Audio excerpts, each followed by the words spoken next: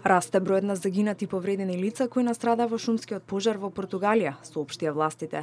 Најголем број од жртвите изгореле во своите автомобили, обидувајќи се да избегаат од огнената стихија која почнала да се шири на патот, а дел од нив се задушиле од густиот чад. Меѓу повредените е и 8-годишно девојче додека талкала изгубена во близина на пожарот. Исто така десетина пожарникари се тешко повредени, а двајца се водат како исчезнати.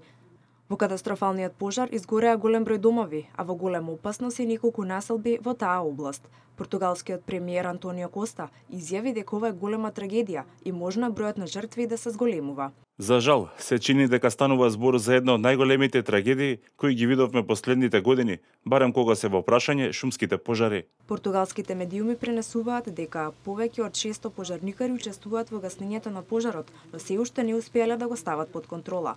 Освен нови шумски пожар, биле регистрирани уште 60 други на различни локации во земјата.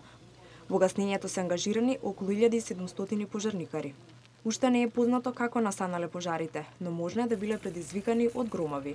Португалија е погодена од топлотен бран со температури повисоки од 40 степени.